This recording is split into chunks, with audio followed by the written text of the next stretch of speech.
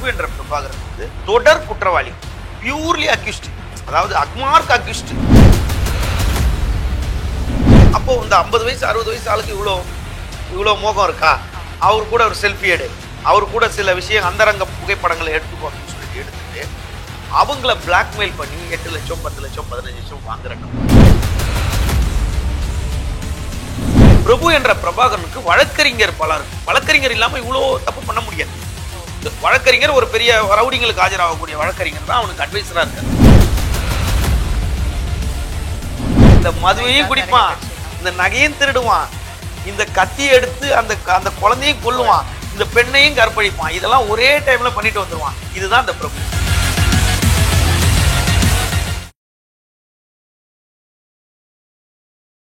செய்திமேள நேயர்களுக்கு வணக்கம். இன்னைக்கு நேர்காணல்ல பத்திரிகையாளர் விமலேஸ்வரன் தான் நம்ம கூட இருக்காங்க. வணக்கம் சார். சார், ரீசெண்டா இப்ப நடந்த ஒரு கொலை வழக்கு, அதாவது திருச்சி ராமஜெயம் இவங்களோட கொலை வழக்குல சாட்சியா இருந்த பிரபு அப்படிங்கிற பிரபாகரன் கொலை செய்யப்பட்டிருக்காங்க. இதுக்கு பின்னணியில என்ன இருக்கு? இதுக்கு முன்னாடி அந்த பிரபாகரன் அப்படிங்கிறவர் யாரு? கொஞ்சம் மக்களுக்கு கருத்து சொல்லுங்க. அதாவது பிரபாகரன் என்ற நபர் வந்து திருச்சி GH வாசல்ல வந்து ஆம்புலன்ஸ் வாகனத்தை வைத்து ஆம்புலன்ஸ் ஓட்டிக்கொண்டு, அதாவது உடல்நல சரியில்லாதவங்களை கொண்டு வர்றது, பிரைவேட் ஆம்புலன்ஸ், அதாவது ஒன் மேன், அதாவது ஓன்கம் டிரைவர் மாதிரி அவரே வந்து பாடிகளை கொண்டு போய் கொடுக்கறது, இந்த போஸ்ட்மார்ட்டம் பண்றவங்களை எடுத்துட்டு போய் இறக்குறது, இந்த மாதிரி அந்த அங்க இருக்க பார்க்கிங்ல இருக்க நிறைய வெளியே, அந்த GHக்கு வெளியே இருக்க நிறைய ஆம்புலன்ஸ்ல அவரும் ஒரு நபர். பட் இந்த நபர் வந்து திருச்சி ராமஜெயம் கொலை வழக்குல 2012 மார்ச் மாதம் நடந்த அந்த கொலை வழக்குல இவர் ஒரு முக்கிய சாட்சியா இருக்கிறார். எப்படி முக்கிய சாட்சியா இருக்காரு? CPCID வலயத்துக்குள்ள இவர் இருக்காரு. CPCID வலயத்துக்குள்ள இவர் ஆல்ரெடி விசாரணைக்கு கூட்டிட்டு போய் இப்ப இவர் தொடர்ந்து இவர் மேல விசாரணை நடைபெற்றுக்கிட்டே இருக்கு. குறிப்பா எதுக்குன்னு கேட்டா, இவர்கிட்ட ஒரு வர்ஷா கார்ன்ற ஒரு அந்த ராமஜெயம் கொலை நடக்கும் போது ஒரு வர்ஷா கார் வந்து ஒரு இடத்துல ஒரு பட்டறையில வந்து 10 நாட்களா நின்றுட்டு இருக்கு. அந்த காரை வந்து தேடும் போது இந்த CPCID போலீஸ் அது எதுனா விசாரிக்க போகும்போது அதுக்கு பின்னணியில வந்து இந்த பிரபு என்ற பிரபாகரன் இருக்காருன்றத உறுதி செய்து அந்த கார் எங்க இருந்து வாங்கப்பட்டது, யாரிடமிருந்து வாங்கப்பட்டது, இவர் மூலியமா யாருக்கு கொடுக்கப்பட்டது, இவர் யாருக்கு கொடுத்துட்டாரு, இந்த போன்ற விசாரணையை தொடர்ந்து இவர்கிட்ட விசாரணை பண்ணிட்டு இருக்காங்க. ஒரு ராமஜெயம் கொலை வழக்குல ஒரு முக்கியமான முடிச்சு வந்து இந்த வர்ஷா கார். அந்த முடிச்சு வந்து பிரபு என்ற பிரபாகரனிடம் இருக்கு. ரெண்டாவது, யார் இந்த பிரபாகரன்? அதாவது காவல்துறையில வந்து மோசடி செய்யறவங்க, பிராத்தல் செய்யறவங்க, ரேபிஸ்ட், செயின் ஸ்நாச்சிங், ஸ்மெக்லர் எல்லாரையுமே வந்து முதல் தகவல் அறிக்கை FIR பதிவு பண்ணிட்டு அக்யூஸ்ட்னுவாங்க. ஆனா குற்றம் சாட்டப்பட்டவர் தான், குற்றம் சாட்டப்பட்ட. ஆனா இவர் வந்து இந்த நபர், அந்த பிரபு என்ற பிரபாகரன் வந்து தொடர் குற்றவாளி, பியூர்லி அக்யூஸ்ட், அதாவது அக்மார்க் அக்யூஸ்ட். இவர் சொல்லணும்னா அக்மார்க் அக்யூஸ்ட். இவர் என்னென்ன வேலை பண்ணுவார்னா, இவரை வந்து இவரோட தந்தை பேரு சுப்பிரமணியம், இவர் மனைவி பேர் வந்து உமா அப்படின்னு. ஒரு மனைவி இவருக்கு, ஒரு மனைவியின் ஊருக்கு தெரிஞ்சாலும் அதற்கு பிறகு வந்து இவருக்கு பல மனைவிகள் இருக்கு. அதுல வந்து இவர் கூட சில விஷயங்களை சம்பந்தப்பட்டு நீதிமன்றத்துக்கு போய் திரும்ப டைவர்ஸ் கேட்டு இருக்கவங்க இவரோட, அதாவது செகண்ட் ஒய்ஃப்னு சொல்லலாம், லவ்வர்னு சொல்லலாம், அபிராமின்னு ஒருத்தங்க. இதுதான் இவரோட இது. இவர் வந்து 11ஆம் தேதி இரவு 9:30 மணிக்கு இவருடைய இந்த பிரபு என்ற பிரபாகரனோட ஸ்ரீ தாயார் ஹோம் கேர் சர்வீஸ், நர்சிங் சர்வீஸ்னு ஒரு மேன் பவர் சர்வீஸை வச்சிருக்காரு.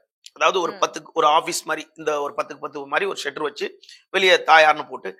இதை எதுக்கு இவர் பண்றாரு அப்படின்னா, நர்சிங், அதாவது ஸ்ரீ தாயார் ஹோம் கேர் நர்சிங் சர்வீஸ். இதுக்கு பின்னணி என்னன்னா, முதியோர்கள், உடல்நல கோளாறுவங்க, ஸ்பெஷல் சைல்டு, இந்த மாதிரி பாத்துக்கிறதுக்கு ஒரு நர்ஸ் அப்பாயின்மெண்ட் பண்ணுவாங்க தெரியுமா? அது நாங்க சப்ளை பண்றோம் அப்படின்னு சொல்லிட்டு, யாராவது வந்து எங்க வீட்டுல முதியோர்கள் இருக்காங்க, அவங்க பெட் பாத்துக்கணும், அவங்க பெட்லயே இருக்காங்க, அவங்கள ட்ரீட்மெண்ட் பாத்துக்கணும், வீட்டுல யாரும் இல்ல, நீங்க பாத்துக்கணும்னு சொல்லிட்டு கேட்கும்போது, சரி நான் ஒரு நர்ஸ் சார்ஜ் பண்றேன் இவங்களுக்கு. அதாவது செக்யூரிட்டி, குரூப் செக்யூரிட்டி மாதிரி தான். குரூப் செக்யூரிட்டி ஒரு நிறுவனத்துல வந்து 8 மணி நேரத்துக்கு ஒரு குரூப் செக்யூரிட்டின்னு சொல்லிட்டு 3 செக்யூரிட்டி வாங்கிட்டு 2 செக்யூரிட்டி போட்டுட்டு, இல்ல அங்க ஒரு 12,000 வாங்கி அவங்களுக்கு 10,000 கொடுக்குற மாதிரி தான் இது ஒரு தொழில். நர்ஸுக்கு ஒரு பேமெண்ட் வாங்கி கொடுக்குறது. இதுல இவர் எப்படி போர்ஜரி பண்றாருன்னா, ஒரு நர்ஸுகளை இவர் தயார் பண்ணி அனுப்புறது. அங்க வந்து அந்த வீட்டுல யாரு சபல புத்தியில இருக்காங்களோ அவங்க கூட இந்த நர்ஸை வச்சு தூண்டில் போடுறது. தூண்டில் போட்டுட்டு அவங்கள வந்து அந்த நர்ஸை வச்சு, சரி இவரு மடிஞ்சிட்டாரா, வயசானவரா, இல்ல யங்ஸ்டரா, அவங்க வீட்டுல இருக்க யங்ஸ்டரா, இல்ல மருமகனா, மகனா, இல்ல அவங்க வீட்டுல இருக்க யாரு, அப்படி இருக்கும்போது நல்ல பணம் படிச்சவங்க வீட்டுல தானே வீட்டுல ஆள் வைப்பாங்க, வீட்டுல ஒருத்த வயசானவங்களை பாத்துக்கிறதுக்கு. அப்போ இந்த 50 வயசு 60 வயசு ஆளுக்கு இவ்வளவு மோகம் இருக்கா, அவரு கூட ஒரு செல்ஃபி எடு, அவரு கூட சில விஷயம் அந்தரங்க புகைப்படங்களை எடுத்துக்கோ அப்படின்னு சொல்லிட்டு எடுத்துட்டு அவங்கள பிளாக்மெயில் பண்ணி 8 லட்சம் 10 லட்சம் 15 லட்சம் வாங்குற நபர். இது ஒரு பார்ட். ரெண்டாவது, அந்த ஜிஹெச்ல வந்து யார் அட்மிட் ஆவாங்க, உடல்நல சரியில்லாதவங்க, குத்துயிரும் குல உயிருமாக கணவனை கொண்டு வருவாங்க, சகோதரனை கொண்டு வருவாங்க, மனைவியை கூட்டிட்டு வருவாங்க, யாராவது ஒருத்தரை கூட்டிட்டு வருவாங்க. இப்ப கூட்டிட்டு வந்தோடனே அங்க வந்து மருத்துவமனையில இறந்துருவாங்க. இறந்ததுக்கு அப்புறம் ஒரு சிலர் இறந்துடுறாங்க. அப்படின்னும் போது இறந்த உடனே அவங்களை கொண்டு போய் அந்த கிராமத்துல சேர்க்கறதுக்கு அவங்க என்னதான் கார் வச்சிருந்தாலும், எத்தனை கார் வச்சிருந்தாலும் அந்த மார்ஜரி வண்டி ஒண்ணுதான் அதுல இருந்தா கொண்டு போவாங்க. அப்போ ஒரு இறந்த உடனே எல்லாத்துக்கும் மனிதருக்கு அனுபவம் இருக்கும் போது, ஒரு போஸ்ட்மார்ட்டத்துல இருந்து ஒரு ஹாஸ்பிட்டல்ல இருந்து ஒரு பாடியை வாங்கணும்னா எல்லாருக்கும் அதுல அனுபவம் இருக்காது. அப்போ பாக்குறது இந்த கிரௌடு ஒருத்தங்க இறந்துருக்காங்களா அப்படின்னு சொல்லிட்டு அவங்க கிட்ட இவரா வந்து பேசுறது, உங்களுக்கு வந்து நான் உங்களுக்கு பாடியை சீக்கிரம் ரிலீவ் பண்ணி தருவா, உள்ள எனக்கு தெரிஞ்சவங்க போஸ்ட்மார்ட்டத்துல இருக்காங்க, ஆள் இருக்காங்க, இது எல்லா இடத்துலயும் நடக்கிறதான்னு வச்சுங்க. உடனே இவங்க கிட்ட என்ன பண்றது, வந்து காசை வாங்கி வாங்க அப்படின்னு சொல்லிட்டு எனக்கு தெரிஞ்சவங்கன்னு சொல்லி அவங்க கிட்ட ஒரு பேமெண்ட் வாங்கி கொடுத்து வண்டியில ஏத்தும் போது அங்க ஒரு லேடிய வந்து அவர் நோட் அவுட். அந்த லேடி வந்து அந்த டைம்ல யாரோ ஒரு மனுஷன் வந்து உதவி பண்றாரு, பணத்துக்காக இல்லைன்னா உதவி பண்றாருன்னு அந்த லேடிய கரெக்டா அவங்க தொடர்பு என்ன வாங்கி இந்த மாதிரி பல பெண்களை வந்து நாசம் செய்திருக்கிறாருன்ட்டு நான் சொல்லல, பத்திரிகையின் வாலியா செய்தியும் வந்திருக்கு. இவரால பாதிக்கப்பட்ட பெண்கள் பல பேர் புகாரும் கொடுத்திருக்காங்க. அதாவது இந்த போன்ற சூழ்நிலையை பயன்படுத்தியிருக்காரு. இதே போன்ற ஒரு நபர் ஒரு மேல ஒரு புகார் கொடுக்குறாங்க. எப்படி புகார் கொடுக்குறாங்கன்னா, நானும் அந்த ஆம்புலன்ஸ் சர்வீஸ்க்காக தான் ஒரு முறை வந்தேன், எங்க வீட்டுல ஒரு டெத் ஆயிடுச்சு, வந்ததுக்கு அப்புறம் கடைசியில என்னையே இவர் வந்து கூப்பிட்டு இந்த மாதிரி ஒரு இடம் வந்து ஒரு இடம் ஒண்ணு பக்கத்துல இருக்கு, அதை வாங்கணும், அந்த மாதிரி இடம் இருக்கான்னு இப்படியே பேச்சுவார்த்தை தொடரும் போது, சரி அந்த இடத்த நான் வாங்கி உங்களுக்கு டாக்குமெண்ட் ரிஜிஸ்டர் பண்ணி கொடுத்துறேன், இறந்துட்டாரு, நான் அதை அந்த டாக்குமெண்ட் எல்லாம் கிளியர் பண்ணி கொடுத்துறேன், 6 லட்சம் ரூபாய் வாங்கி ஏமாத்திருக்காரு. இது ஒரு மோசடி. அந்த பக்கம் உமன் ஹராஸ்மெண்ட், அந்த பக்கம் ஒண்ணு நடந்திருக்கு. இந்த பக்கம் ஒரு பிளாக்மெயில், ஒரு நர்ஸை வச்சு ஒரு பிளாக்மெயில் பண்ணிருக்காங்க. 4வது இவர் யாருன்ற விஷயத்துக்கு வந்துடுறேன். இப்போ ஒரு வெளியூர்ல இருந்து ஒரு பிணம் விபத்து நடக்கிறது வந்து திருச்சின்றது ஒரு மெயின் ஜங்ஷன். நீங்க திருச்சி போகாம நீங்க எந்த ஊருக்குமே போக முடியாது. அப்போ இந்த திருச்சியை சுத்து வட்டாரத்துல இருக்க, திருச்சியை சுத்தி ஒரு 40 கிலோமீட்டருக்குள்ள எந்த இடத்துல விபத்து நடந்தாலும் திருச்சி ஜிஹெச்சுக்கு தான் வருவாங்க. நீங்க புரியுதுங்களா? நம்ம சென்னையில எதனா ஒண்ணா நம்ம ஜிஹெச் தான் போறோம், சின்ன ட்ரீட்மெண்ட்டுக்கு காயப்பட்டாங்க ஜிஹெச் தான் போறோம். அப்போ அந்த மாதிரி போது பெரம்பலூர் வரைக்கும் பெரம்பலூர் ஜிஹெச்சுக்கு, பெரம்பலூருக்கு அப்புறம் சமயபுரத்துல நீங்க எதா இருந்தாலும் திருச்சிக்கு தான் போவாங்க, பெரிய ஆஸ்பத்திரி. அப்ப அங்க போயிட்டு முடியாது, அந்த பக்கம் மதுரை, இந்த பக்கம் திருச்சின்ற மாதிரி. அப்ப திருச்சியில இருந்து எல்லா ஊர்லயும் விபத்து ஏற்படுறவங்களும் அங்க போய் பாடி இறக்குற மாதிரி இருக்கும். இது வந்து நான் சொன்னது கதை இல்லை, இது கட்டுக்கதை இல்லை, இது வந்து புகாரே அவர் மேல இருக்கு. அதாவது செய்தித்தாள்கள்லயும் வந்தது, ஒரு பாடியை வந்து எடுத்துட்டு போய் அங்க டிராப் பண்ணணும் அப்படின்னா, சரிங்க நான் பாடியை கொண்டு வந்து விட்டுறேன், அங்க கொண்டு வந்து கொடுத்துறேன், நீங்க போங்க அப்படின்னு சொன்ன போது அந்த பாடியை போஸ்ட்மார்ட்டம் பண்ணி அந்த பேக் பண்ணிருக்காங்களே, அதுக்குள்ள பிரவுன் சுகரை வச்சு பேக் பண்றது, பிரவுன் சுகரை வச்சு பேக்கப் பண்றது, பேக் பண்ணிட்டு அங்க கொண்டு போய் இறக்கி விடுறது.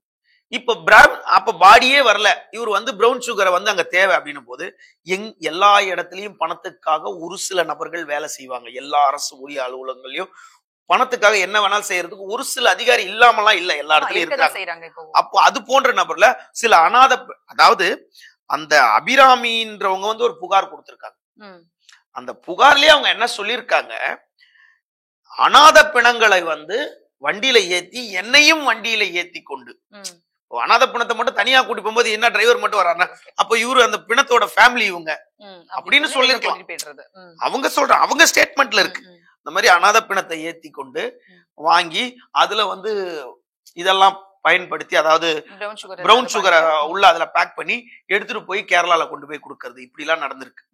ஒண்ணு கேரளால இருந்து இங்க கொண்டு வந்திருக்கணும், இல்ல இங்க இருந்து கேரளா கொண்டு போய், இதுதான் நடந்தது. இப்படி போகும்போது கேரளால பிடிபட்டுட்டார். பிடிபடும் போது அடுத்து இது வந்து கள்ளக்கடத்தல், இது வந்து கடத்தல். இதற்கு பிறகு இவரோட மெயின் தொழில் என்னன்னா காரை திருடி விக்கிறது. காரை திருடி விக்கிறது எப்படின்னா, இப்ப நம்ம ஒரு கார் வாங்குறோம், அந்த கார் வந்து பைபாஸ்ல போயிட்டு இருக்கு, அந்த புது கார் 6 மாசத்துல அந்த கார் ஆக்சிடென்ட் ஆயிடுச்சு. ஆக்சிடென்ட் ஆயிடுச்சுன்னா அது 100% இன்சூரன்ஸ் கிடைக்கும். அப்ப ஒரு 1 இயர் ஆயிடுச்சு அப்படின்னா ஒரு 80% இன்சூரன்ஸ் கிடைக்கும். ஓகேங்களா? அந்த 80% இன்சூரன்ஸ் கிடைக்கும் போது அது ஃபுல் ஸ்பேர் பார்ட்ஸை மாத்தி அதை விற்கும் போது அது ரீவேல்யூஷன் போகாது. அப்ப என்ன பண்ணுவாங்க, எனக்கு இந்த கார் வேண்டாம், இந்த காரை ஸ்கிராப்ல போட்டுடலாம், இன்சூரன்ஸ் பணம் தான் வருது இல்ல, காரை ஸ்கிராப்ல போடும்போது காருக்கு உண்டான லைசன்ஸ் இருக்கும்ல, இப்ப நம்ம இறந்து போனாலும் நம்ம ஆதார் கார்டு இருக்கும்ல, அப்போ அந்த வண்டியோட ஆர்சி புக் இருக்கும்ல, வண்டி ஸ்கிராப்ல எடைக்கு போட்டாச்சு, எடைக்கு போட்டு பேர்ச்சம்பளம் வாங்கியாச்சு. இந்த ஆர்சி புக் இருக்குல்ல, இந்த ஆர்சி புக்கை வச்சுக்கிட்டு இதுனா இனோவா மாடலா, இதுனா வர்ஷா மாடலா, இதே மாதிரி ஒரு காரை திருடலாம். அதை இங்க திருடக்கூடாது. அது எங்க திருடணும்னா கேரளா, கர்நாடகா, ஆந்திரால திருடணும், வேற ஸ்டேட்டுக்கு போயிடணும். ஆமா. இதுல ஒரு உதாரணம் நான் சொல்லணும்னா கொஞ்சம் அந்த இதை நான் உங்களுக்கு அவரை தெளிவா சொல்லிடுறேன். பெங்களூர்ல, கர்நாடகத்துல பெங்களூர் நீலாமங்கலம் காவல் நிலையத்துல ஒரு கார் திருடின கேஸே இருக்கு அவர் மேல. காமாட்சிபாளையம் காவல் நிலையத்திலயும் அவர் மேல கார் திருடின வழக்கு இருக்கு அங்க பெங்களூர்ல. மூணாவது மகநாயகம் பள்ளின்னு ஒரு இடம் இருக்கு அங்க பெங்களூர்ல, அங்கேயும் கார். அப்போ பெங்களூர்லயே 3 காவல் நிலையத்துல இவர் மேல வந்து கார் திருடின வழக்குகள் இருக்கு. இந்த காரெல்லாம் வந்து திருடிட்டு வந்தவன என்ன பண்றது, அதுக்கு ஆர்சி புக் வேணும்ல, இங்கதான் ஆக்சிடென்ட் ஆயிடுச்சு இல்ல காரு, அந்த ஆர்சி புக் எடுத்து நீங்க உதாரணம் இப்போ ஒரு செயினை கழட்டி கொண்டு போய் மார்வாடி கடையில கொடுத்தீங்கன்னா வாங்கிப்பாங்க, பேங்க்ல கொடுத்தீங்கன்னா வாங்கிப்பாங்க, ஒரு மணப்புரம் முத்தூர் பைனான்ஸ்ல கொடுத்தீங்கன்னா கூட வாங்கிப்பாங்க. செயினை அறுத்து கொண்டு போய் கொடுத்தா யாரும் வாங்க மாட்டாங்க, யோசிப்பாங்க. அப்போ நீங்க அறுத்த உடனே அதை வைக்கணும்னாலும் விற்கணும்னாலும் அழிக்கிறனாலும் அதை ஒட்டணும். அப்போ செயின் அறுக்கிறவனால ஒட்ட முடியுமா, ஆசாரி வேலை செய்ய முடியுமா? அப்போ ஒரு ஆசாரியை போய் நாடுவோம். அந்த மாதிரி இந்த ஆர்சி புக்கை கொண்டு வந்து அந்த இன்ஜின் நம்பர், சேஸ் நம்பரை அதை மாத்துறதுக்கு ஒரு மெக்கானிக் தேவைப்படும். இப்படி ஒரு மெக்கானிக் கிட்ட வந்திருக்காரு. இந்த மெக்கானிக் தான் வந்து ராமகிருஷ்ணன் பேரு. இந்த மெக்கானிக் பேரு ராமகிருஷ்ணன். இவர்கிட்ட வந்து ஐயா வர்ஷா காரு, இந்த கார் ஆம்புலன்ஸ் காரு, இதை நான் ஆம்புலன்ஸ் போட்டு ஓட்ட போறேன், இதை நான் சம்பாதிக்கிறதுக்கு இல்ல, என் வாழ்க்கையே சேவை பண்றதுக்காக வந்திருக்கேன், இது ஒரு சேவை, என்னால புது கார் வாங்க முடியாது, இந்த மாதிரி ஒரு கார் வந்துச்சு பண்ணி கொடுன்னு. சரி அப்படின்னு சொல்லிட்டு அவரும் பண்ணி கொடுத்துருக்காரு. சேவைக்கு தானே, சரி நான் மாத்தி தரேன் அப்படின்னு சொல்லிட்டு மாத்திருக்காரு. அதுக்கப்புறம் இவர் திரும்பவும் கார் எடுத்துட்டு வந்து கொடுத்துருக்காரு. ஐயோ இது தப்பா இருக்குன்னு சொல்லிட்டு அவர் பண்ணல. அவர் பண்ணாம என்ன பண்ணிடுறாரு, இந்த ராமகிருஷ்ணன் கிருஷ்ணன் ஒருத்தர் கிட்ட சொல்றாரு. அவரும் ஒரு மெக்கானிக். இந்த மாதிரி இவன் திருட்டு வண்டி கொண்டு வரான், என்ன மாத்தி கொடுக்க சொல்றான், இதுல டவுட் பிரச்சனை இருக்கும், இவனை பத்தி எதனா ஒரு மொட்டை பெடிஷன் போட்டு விட்டுறணும் அப்படின்னு ஒரு பிளான் பண்ணி ஒரு மொட்டை பெடிஷன் போட்டு விடுறாரு. இந்த ராமகிருஷ்ணன் வந்து இவன் ரொம்ப தொல்லை பண்றான், வண்டி மிரட்டுறான், யோ நீ பண்ணி கொடுக்கலன்னா பரவாயில்ல, நீ நான் இன்ஜின் நம்பர் சேஸ் நம்பர் மாத்தின அவங்ககிட்ட இவங்கிட்ட எல்லாம் சொல்லியிருக்க, இதெல்லாம் நல்லா இருக்காது உனக்கு, அவ்வளவுதான் அப்படி இப்படின்னு மிரட்டின உடனே அவர் பயந்து போய் அவர் ப்ரொஃபஷனல் மெக்கானிக், அவர் ஒரு 20 மெக்கானிக் வச்சிருக்காரு. அவர் பண்ண தப்பு என்னன்னா இவனுக்கு பண்ணி கொடுத்துருக்க கூடாது. உடனே என்ன பண்றாரு, சரி பெடிஷன் போட்டுருக்காருன்னா அவர் தனியா போட்டிருந்தாருன்னா பிரச்சனை இல்ல, அவரு கிருஷ்ணன் ஒருத்தரை சேர்ந்து போடுறாரு பாருங்க. அந்த கிருஷ்ணன் ஒரு காலகட்டத்துல இவர்கிட்ட வந்து சொல்லிடுறாரு, பிரபு கிட்ட சொல்லிடுறாரு. உடனே பிரபு என்ன பண்றான், ராமகிருஷ்ணன் கிட்ட போறான். போன உடனே ஒன்னால எனக்கு 25 லட்சம் நஷ்டம் ஆயிடுச்சு, நீ என்னை பத்தி எல்லா இடத்துலயும் பெடிஷன் போட்ட, உன்னை விடவே மாட்டேன், இப்ப என் நஷ்டத்தை ஈடு கட்டதுக்கு எனக்கு 7 லட்சம் ரூபாய் பணம் கொடு, என்னை பத்தி மொட்டை பெடிஷன் போட்டேன்ல எனக்கு 7 லட்சம் ரூபாய், இது புதுசா இருக்குல்ல, இது 7 லட்சம் ரூபாய் கொடுன்றான். என்கிட்ட எங்க இருக்குன்றாரு, இல்லன்னா உன் பிள்ளைய கடத்திடுவேன்றான். அடுத்த கடத்திடுவேன்றான். அவன் தான் எதுக்குமே தயாரா இருப்பான்ல. உடனே அவர் வந்து முடியாதுன்னு ஒத்துக்க முடியல, குழந்தை மேலேயும் ஆபத்தா இருக்கு, அவரோட பெரிய பெரிய கஸ்டமர்ஸ் இருக்காங்க, அவர் பெரிய லெவல்ல காரை வந்து ரெடி பண்ணி தரவன்றனால சரி ஏதோ 2 வண்டியில ஏதோ வந்தா போதும், இவன் கூட சேர்ந்து ஒரு தப்பு பண்ணிட்டோம், அந்த தப்பை மறைச்சா போகணும். நல்லவன் எதுக்கு பணம் கொடுக்கணும், நல்லவன் 6,40,000 எதுக்கு கொடுக்கணும், தப்பு பண்ணனாலும் அவன் பிளாக்மெயில் பண்றான். அப்போ இவர் தப்பு பண்ணிருக்காரு. இவர் என்ன பண்றாரு, 3 வழக்கறிஞரை வச்சு பேசுறாரு. இதுக்கு பின்னால வந்து பிரபு என்ற பிரபாகரனுக்கு வழக்கறிஞர் பலம் இருக்கு. வழக்கறிஞர் இல்லாம இவ்வளவு தப்பு பண்ண முடியாது. வழக்கறிஞர் ஒரு பெரிய ரவுடிங்களுக்கு ஆஜராகக்கூடிய வழக்கறிஞர் தான் அவனுக்கு அட்வைசரா இருக்காரு. அந்த வழக்கறிஞர் மூலமா 3 தொகையா 6,40,000 கொடுக்குறாரு. 6,40,000 எப்படி ஆனாலும் நீ அவன் கையில கொடுத்துருக்கல, நீ எப்படி கொடுத்தன்னு சிபிசிஐடி கண்காணிச்சு ராமகிருஷ்ணனையும் சிபிசிஐடி தூக்கிட்டு போயிடுச்சு. சிபிசிஐடி வந்து அதாவது இவன் செய்த குற்றங்கள், அதாவது மூணாவது இவன் என்ன பண்ணுவான் அப்படின்னு கேட்டா, வாகனத்தை நிறுத்தும் போதே இவன் வந்து அங்க ஒரு சர்ச்சை ஏற்படுத்துவான். இப்போ 10 பேர் நிக்கிறாங்க, அந்த டாக்ஸி டிரைவர்ஸ் எல்லாம் இருக்காங்கன்னா, நீங்க ரெகுலரா 1 by 1 டாக்ஸி ஆட்டோ வந்தாலும் வந்து நம்பர் எழுதி நெக்ஸ்ட் நெக்ஸ்ட் நெக்ஸ்ட் அப்படி இவன் கொண்டு வந்து விட்டுட்டு அதெல்லாம் என் கஸ்டமர் நான் போறேன் அப்படின்னு சொல்லிட்டு அடாவுடி பண்ணும்போது, அங்க வந்து அந்த தொழில் பண்ற சில இஸ்லாமியர்களும் இருக்காங்க. உடனே அவங்கள பத்தி என்ன சொல்றது இவன் அப்படின்னு கேட்டான். அந்த இஸ்லாமியர்களை பத்தி, இந்த மாதிரி நீங்க எல்லாம் வந்து இந்த ஆம்புலன்ஸ் ஓட்டுறவங்க எல்லாம் வந்து இங்க ஆம்புலன்ஸ் ஓட்டுறவங்க சில பேர் வந்து தீவிரவாதிகளா இருக்கானுங்க அப்படின்னு சொல்லிட்டு அவங்கள பத்தி அவதூறு கலப்பட்டது. உடனே என்ன பண்றாங்க, இஸ்லாமிய ஜனநாயக முன்னணின்றது திருச்சி மாவட்டத்துல இருக்கவங்க இவங்க எல்லாம் ஒன்னா சேர்ந்து ஒரு போஸ்டர் அடிக்கிறாங்க. ஒரு போஸ்டர் திருச்சி ஃபுல்லா அடிக்கிறாங்க. எப்படின்னா, ஆம்புலன்ஸ் ஓட்டுநர் சங்க நிர்வாகிகளை ஆம்புலன்ஸ் ஓட்டுநர் சங்க நிர்வாகிகளை அவதூறாக பேசினார் இஸ்லாமிய ஜனநாயக முன்னணி தீவிரவாத அமைப்பு என தமிழக முதல்வர் உள்ளிட்ட அரசு அதிகாரிகளுக்கு புகார் மனு அனுப்பிய திருச்சி ஆம்புலன்ஸ் ஸ்ரீரங்கம் பிரபல கார் திருடன் பிரபு, அவனை கைது செய்யுங்கன்னு சொல்லிட்டு ஒரு பெரிய போஸ்டர் அடிச்சிட்டாங்க. சரி, இவங்க எல்லாருமே கெட்டவங்க, இவன் நல்லவன் வச்சுக்கங்க. அடுத்து ஒரு போஸ்டர் வருது. யாரு ஓட்டுறாங்கன்னா, அகில இந்திய சமூக ஆர்வலர் நலச்சங்கம் தலித் பாதுகாப்பு பேரவைன்னு போட்டு திருச்சி முல்லா ஒரு போஸ்டர் ஓட்டுருக்கு. அந்த போஸ்டர்ல என்னன்னா, நீதி ஜெயிக்கட்டும் தர்மம் வெல்லட்டும், தமிழக அரசே காவல்துறையே பல பெண்களை ஏமாற்றி பணம் பறித்த கொள்ளைக்காரனும் பல பெண்களை கற்பை சூறையாடிய காமுகனும் பிணத்துடன் பிரவுன் சுகர். இப்ப பிரவுன் சுகர் நான் சொல்லல, போஸ்டரை ஓட்டிருக்காங்க, புரியுதுங்களா? பிரவுன் சுகர் கடத்திய கடத்தல் மன்னனும் ஆகிய ஆம்புலன்ஸ் டிரைவர் பிரபு மற்றும் அவரது கள்ளக்காதலியான அபிராமியை நடவடிக்கை எடுன்னு போஸ்டர் ஓட்டுறாங்க. ஏன்டா நம்ம வியூவர்ஸ் எப்படியுமே பார்த்த உடனே பக்கத்துல இருந்து பார்த்தாரா அப்படின்னுவாங்க. இதுக்கெல்லாம் திருச்சியில போஸ்டர் ரோட்லயே ஆதாரங்கள் இருக்கு. பிரவுன் சுகர் கடத்தினாருன்றதுக்கு போஸ்டரே ஓட்டிருக்காங்க. இது போன்ற நபர் தான். அதாவது இந்த பிரபுவை பத்தி எளிமையா ஒரு விஷயம், அவன் யாரு அப்படின்றத புரிய வைக்கணும்னா சின்னதுதான். இந்த மெட்ராஸ்ல ஒரு பழமொழி இருப்பாங்க, நீங்க உங்களுக்கு எப்படி சொல்றது தெரியல. என்னன்னா, ஒரு ரூம்குள்ள வரான் ஒரு நல்லவன், நல்லவன் வரான். வந்தவன பார்த்தவொடனே அவன் நல்லவனாவே வரான். இங்க வந்து ஓரமா ஒரு சரக்கு பாட்டில் இருக்கு, மது கோப்பை இருக்கு. அந்த மது கோப்பை தாண்டினவன இந்த பக்கம் இந்த டேபிள்ல வந்து ஒரு ஜுவல்ஸ் எல்லாம் இருக்கு. இந்த ஜுவல்ஸ் பக்கத்துல இங்க வந்து ஒரு கத்தி இருக்கு. இந்த கத்தி பக்கத்துல இங்க ஒரு குழந்தை இருக்கு. இந்த குழந்தை பக்கத்துல இங்க ஒரு பெண் இருக்கு. இங்க நல்லவன் தான் உள்ள போவான். ஐயோ இவ்வளவு பேர் தனித்தனியா தான் இருப்பாங்க. இந்த மதுவையும் குடிப்பான், இந்த நகையும் திருடுவான், இந்த கத்தியை எடுத்து அந்த குழந்தையும் கொல்லுவான், இந்த பெண்ணையும் கற்பழிப்பான். இதெல்லாம் ஒரே டைம்ல பண்ணிட்டு வந்துருவான். இதுதான் இந்த பிரபு. இந்த பிரபுக்கு இதை விட ஒரு எக்ஸ்பிளனேஷன் கொடுக்கணும்னு தேவையில்லைன்னு நினைக்கிறேன். இப்படிப்பட்ட ஒரு இந்த பிரபு தான் வந்து இதுல உச்சகட்டம் என்னன்னா, பல பெண்கள் சீரழிஞ்சிருக்காங்க வெளியே சொல்ல முடியாம. அதாவது ஒரு பெண்கள் உடனே குடும்பத்துக்கிட்ட சொல்லும், என்னதான் ஆனாலும் பரவாயில்லன்னு சொல்லிட்டு தாய் தந்தையர் சகோதரர்கள் அவனை பிடிச்சு அடிச்சு அவனை பிடிச்சி ஜெயில கொடுப்பா. இது வழக்கம், தினமும் இதுதான் காவல் நிலையத்துக்கு வருது. இன்னொருத்தர் மனைவி வந்து என்னை ஏமாத்திட்டாருன்னு ஒருத்தர் புகார் கொடுக்கறது மிகவும் குறைவு. ஏன்னு கேட்டா இந்த வாழ்க்கையும் போயிடும், குடும்பத்துக்கு தெரிஞ்சிடும். இது போன்ற பிரபுவால பாதிக்கப்பட்டவர்கள் எப்படின்னா, அதாவது அந்த சூழ்நிலையை பயன்படுத்தி அவங்களுக்கு உதவுற போன்ற சில விஷயத்த அவங்க மனதுல இடம் பிடித்து அந்த இடத்துல அவங்க மூலியமா தொடர்பை ஏற்படுத்தி இந்த மாதிரி ஒரு மோசடி மன்னன் தான்.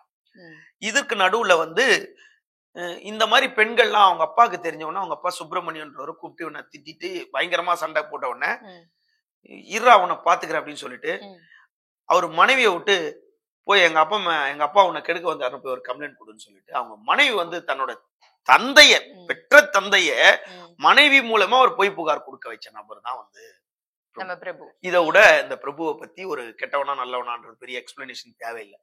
இதற்கு நடுவுல இந்த வர்ஷா காரை பத்தி என்கொயரி போயிட்டு இருக்கு. என்கொயரி போயிட்டு இருக்கும் போது அந்த வர்ஷா கார் யாருக்கு யாரு வந்துச்சு அப்படின்னு கேட்கிறாங்க. அப்போ இந்த ஸ்கிராப் ரமேஷ் கூட ஃபர்ஸ்ட் ஒரு நபர் இருக்காரு,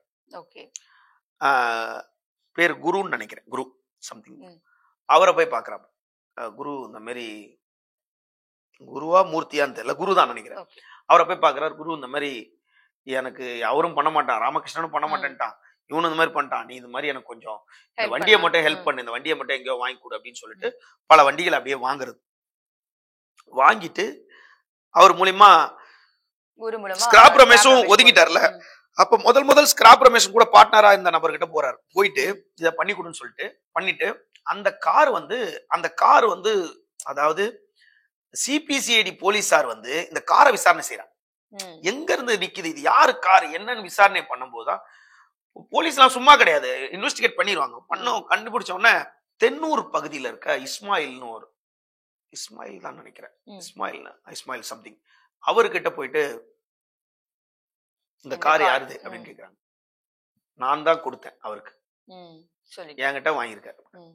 இவனை கூப்பிட்டு விசாரிக்கும் போது நான் இல்லைன்ட்டான் அப்படி சொன்னதா தகவல். போலீஸ் எப்படி விசாரிச்சிருக்கோம் தெரியும்ல, சிபிசிஐடி போலீஸ். அவங்க ட்ரீட்மெண்ட்ல ஆமா நான் காரை வாங்கினேன், அப்ப யாருக்கு வித்த அப்படின்னு கேக்குறாங்க. அது 10 வருஷம் ஆயிடுச்சுல, நிறைய கார் வாங்கி வித்துருங்க, மறந்து போச்சு. சரி நான் ஞாபகம் வரதுக்கு ஒரு டைம் கொடுக்குறேன்னு சொல்லிட்டு இவரை கூப்பிட்டு என்கொயரி பண்ணிட்டு, அதாவது காவல்துறை எடுத்துட்டு போய் கூப்பிட்டு விசாரிக்கும். சிபிசிஐடி எல்லாத்தையும் என்கொயரி பண்ணிட்டு தான் உன்னை கூப்பிடுவாங்க. சிபிசிஐடி ஒன்னும் சும்மா இல்ல, இது எல்லாத்தையும் என்கொயரி பண்ணிட்டு, அதனால இவன் செத்து போனா கூட அவனை பத்தி இவனை ஃபுல்லா டீடைல்ஸ் எடுத்திருப்பாங்க. இதுக்கு நடுவுல நம்ம கேள்வி இப்ப எல்லா விவாதம் என்னன்னா, 11ஆம் தேதி இரவு இவரை கொல்றாங்க, 12ஆம் தேதி வந்து இவர் காலையில சிபிசிஐடி விசாரணைக்கு ஆஜராகணும். அந்த நேரத்துல இறந்தனால ஒருவேளை ராமஜெயம் கொலைகளை போய் விசாரணையில போய் உண்மையை சொல்லிடக்கூடாதுன்னு வெட்டினாங்க. இதுதான் சினிமாத்தனமா எல்லாரும் அடுத்தது சீன் இதுதான் அப்படின்னு எல்லாம் யோசனை பண்ணுவாங்க. இவன் ஒன்னும் ராமஜெயம் கொலை வழக்குல மட்டும் சம்பந்தப்பட்ட நபர் கிடையாது. இந்த நபரு அக்யூஸ்ட், அதாவது தில்லை நகர் காவல் நிலையத்துல ஒரு கொலை மிரட்டல் கேஸ் இருக்கு. திருச்சி ஜிஹெச் போலீஸ் ஸ்டேஷன்ல 2013 ஒரு கேஸ்ல ரிமாண்ட் ஆயிருக்கான். சண்டை கேஸ்ல ரிமாண்ட் ஆயிருக்கான். அதுக்கப்புறம் உறையூர் காவல் நிலையத்துல பக்கத்துல இருக்க அம்பிகா காம்ப்ளெக்ஸ்ல ஒரு கடையை பூட்ட உடைச்சிருக்கான். அந்த கேஸ்ல ஒரு 2 கேஸ்ல ரிமாண்ட் ஆயிருக்கான். அந்த 2 கேஸ்ல விடுதலை ஆயிருக்கான். அது இல்லாம உறையூர் காவல் நிலையத்துல இன்னொரு கேஸ்ல, அந்த கேஸ்லயே அவன் மேல இருக்கு. அது இல்லாம திருவரம்பூர் காவல் நிலையத்துல 2 வழக்கு இருக்கு, அந்த வழக்குல விடுதலை ஆயிட்டு இருக்கான். அதற்கு பிறகு பொன்மலை காவல் நிலையத்துல ஒரு வழக்கு இருக்கு. அதற்கு பிறகு கேகே நகர், திருச்சி கேகே நகர் பிஎஸ்ல ஒரு வழக்கு இருக்கு. பாலக்கரை பிஎஸ்ல ஒரு வழக்கு இருக்கு. திருச்சி ஜிஹெச்ல வந்து இந்த ராமகிருஷ்ணன் கொடுத்த வழக்கு ஒண்ணு இருக்கு. அங்க மொத்தத்துக்கு 15 வழக்குகளுக்கு மேல அவர் மேல இருக்கு, பதிவாயிருக்க வழக்கு. அவன் பண்ண குற்றங்கள் ஏராளம் இருக்கு. இதெல்லாம் இல்லாம சிபிசிஐடில இந்த ராமஜெயம் வழக்குல இவன் ஒரு முக்கியமான முடிச்சு. இதற்கு நடுவுல இவனோட மேலாளர் ஒருத்தர் இருக்காரு, அவர் பேரு ராஜான்னு பேரு. அவரு அரியமங்கலத்தை சேர்ந்தவர், திருச்சி பக்கத்துல அரியமங்கலத்தை சேர்ந்தவர். அவர் வந்து கணக்கு வழக்குல 2 பேருக்கு மிஸ்டேக் ஆனோன்னு அவரை வந்து அசிங்கமா திட்டிட்டு அவரோட மனைவியை பத்தி அவதூறா பேசியார். மேலாளர் மனைவியை பத்தி பேசின உடனே அவங்க கொஞ்ச நாள் வரல. அதுக்கப்புறம் அவங்க மனைவி பின்புலத்துல பார்த்தா ஒரு பெரிய ரவுடி இருக்காப்ல. அவர் பேர்லாம் கேட்டு இவன் போய் சரண்டர் ஆயிட்டான். சரண்டர் ஆயிட்டு திரும்ப வந்து அவரு வந்து மன்னிச்சுட்டாங்கன்னு விட்ட மாதிரி இருந்தாலும் சந்தேகத்தை கிளப்புற இடம் எதுன்னா, 11ஆம் தேதி இரவு வந்து 3 பேர் கேஷுவலா வந்து அவனை வெட்டுறாங்க, மாஸ்க் போட்டுட்டு வந்து. வெட்டுறதுக்கு முன்னாடி 3 பேர் தான் வெட்டுறாங்க, ஒருத்தர் அங்க வெளியே இருக்காரு. அந்த 3 பேர் வர்றதுதான் சிசிடிவில இருக்கு. அப்போ வந்து ராஜாமணின்னு ஒரு நபர், இவனோட பழைய கூட்டாளி, அவருக்கு பிறந்த நாள் கொண்டாட்டத்தை இந்த ஸ்ரீ தாயார் இந்த ஹோம் கேர் நிறுவனத்தை வச்சு கேக் வெட்டுறான். கேக் வெட்டினா பார்ட்டி எல்லாம் கொண்டாடுவாங்கன்னு வச்சுங்க. கேக் வெட்டினா அவன் போயிடுறான். போனதுக்கு அப்புறம் 9 மணிக்கு கேஷுவலா வந்து வெட்டுறாங்க. வெட்டினவங்க யாருன்னா, திருச்சி அரியமங்கலம் பகுதியை சேர்ந்த லட்சுமணன் 38 வயசும், பஷீர் 29 வயசும், ரியாஸ் ரமேஷ் என்ற ஒரு 24 வயசும், 4வது நபர் தஞ்சாவூர் மாவட்டத்தை சேர்ந்த மாதவபுரத்தை சேர்ந்த ராஜேஷ் பைலட் என்ற ஒரு நபரும் கைது செய்யப்பட்டிருக்காங்க, விசாரணையில இருக்காங்க. இது இல்லாம ஹரிஹரன் யாரோ ஒருத்தரை பத்தி தேடிக்கிட்டு இருக்காங்க. இந்த அரியமங்கலம் அவங்க தன்னோட மேலாளரோட மனைவியோட ஊர்ல. இது இல்லாம தென் மாவட்டங்கள்ல பல ரவுடிகளோட கான்டாக்ட் வந்து அவன் பிரபு, ஏன்டா இந்த ரவுடிங்களுக்கு இல்லாம அந்த வழக்கறிஞர் தானே அந்த ரவுடிங்களுக்கு ஆஜராகிறார், அவரோட குறிப்பிட்ட ஒரு வழக்கறிஞர். அதனால இவர் செத்து போயிட்டா ராமஜெயம் வழக்குல வந்து குற்றவாளியை கைது செய்ய முடியாமலாம் கிடையாது. போலீஸ் அதெல்லாம் இவரை பத்தி மொத்த ஜாதகம் எடுத்திருக்கும். அதாவது தற்போது TN37 BV 9106 ஒரு இனோவா, ஒரு ஆம்புலன்ஸ் திருச்சி ஜிஹெச் வாசல்ல நிக்குது. அந்த வண்டி கூட திருட்டு வண்டியா தான் அப்படின்னு எல்லாரும் சொல்றாங்க. ஏன்னாட்டா திருட்டு வண்டியா, இந்த வர்ஷா திருட்டு போச்சா, இனோவா திருட்டு போச்சா, இந்த குறிப்பிட்ட கார் திருட்டு போச்சா, இவன் தான். எல்லாத்துக்குமே. அப்ப இவங்கிட்ட வந்தா ஒரு போலி திருட்டு வண்டி எடுத்துட்டு இப்ப நம்மளே ஒரு போறோம், பணத்தை இப்படி காட்டினா போதும் போல இருக்கு. நம்ம ஒரு திருட்டு வண்டி எடுத்துட்டு போயிட்டு வேற ஒரு ஆர்சி புக் போட்டு நம்பர் பண்ணா அது பணத்துக்காக எதையும் செய்யக்கூடிய நம்பர்ன்றதுலாம் இந்த பிரபு என்ற பிரபாகரன். இவர் இறந்து போனதை எல்லாரும் ஒரு கொண்டாட்டமா தான் இருக்கு. ஏன்டா பாதிக்கப்பட்டவங்க நிறைய பேர் இருக்காங்க, வெளியே சொல்ல முடியாம, பெண்களும் மோசடி நபரும். இந்த பிரபாகரன் 11ஆம் தேதி இரவு இறந்திருக்காரு. அன்னைக்கு நைட்டே 4 குற்றவாளிகளை உடனடியே காவல்துறை பண்ணி, எனக்கு கேட்டா காவல்துறை இவ்வளவு வழக்கு இருந்தாலும் சிபிசிஐடி போலீசார் தான் இவனை பத்தி தரவுகளை வலுவா வச்சிருக்கு அப்படின்றதுல இதுதான் இன்றைக்கு ராமஜெயம் வழக்குல சாட்சியா இருந்த திரு பிரபு என்ற பிரபாகரன் கொலை செய்யப்பட்டிருக்காரு. அதற்கு பின்னணி இதுதான், அவருடைய பின்புலம் இதுதான். இதுவரைக்கும் பிரபாகரன் அப்படிங்கிற ஒரு யாரு, பிரபு என்கிற பிரபாகரன் அப்படிங்கிற ஒரு யாரு, அது பத்தின டீடைல்ஸ், இதுக்கு பின்னாடி என்னெல்லாம் இருக்கு, போலீஸ் எந்த அளவுக்கு ஒர்க் அவுட் பண்ணிருக்காங்க, எல்லா டீட்டெயிலுமே மக்களுக்கு தெளிவா சொன்னதுக்கு நன்றி சார். நன்றி.